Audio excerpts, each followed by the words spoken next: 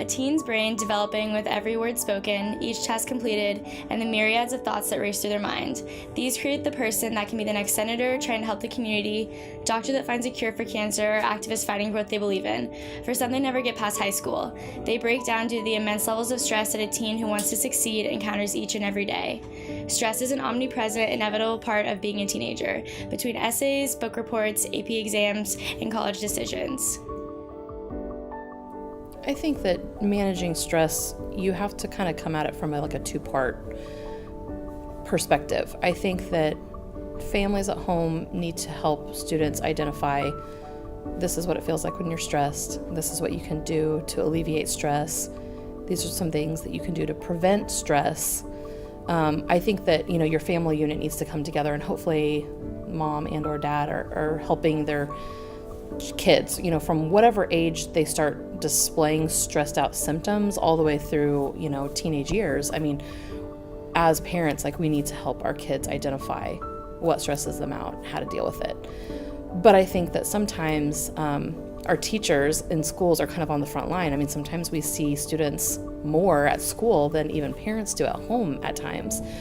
And so I think that two-pronged approach where if teachers can recognize symptoms of students being stressed out, then we can be there to kind of help that, be that mom or dad figure and kind of come alongside, hopefully the families, and say, hey, it sounds like you're stressed. Do you want to talk about it? Let's talk about some things that are practical solutions to what you're dealing with. Or let's sit down and make a to-do list, or let's sit down and make a pro-con list so you can talk about, weigh the pros and cons of whatever is stressing you out. Or let's look at a calendar and let's plot some dates that we can, help you identify what has to be done first and what can you wait to do. And I mean, I think that teachers, in some ways, we have a responsibility to educate our students in a well-rounded way. I mean, we're not only supposed to be teaching you guys content information, but we're also supposed to be teaching you guys how to be productive citizens and how to deal with, the big things that come across your way.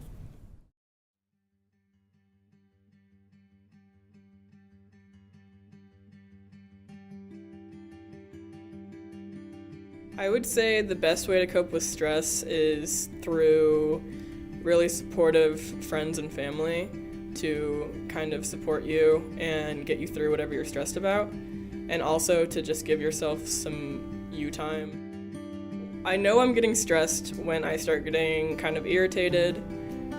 Sometimes I kind of seclude myself to give myself just some space so I don't get as irritated at people, and I find myself just kind of having stronger reactions to minor things. Stress in general is unavoidable, no matter who you are.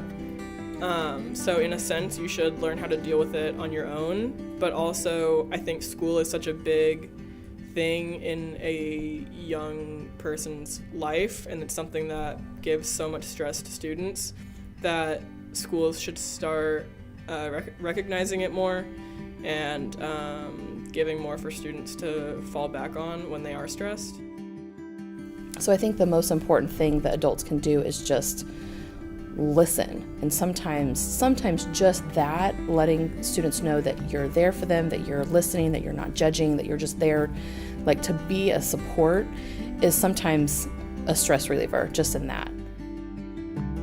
When the mind relaxes, it allows it to escape and create a sense of security. When high levels of stress overload the brain, it makes the student vulnerable and exposed. As our society goes on, more and more people see this as a problem that is fixable.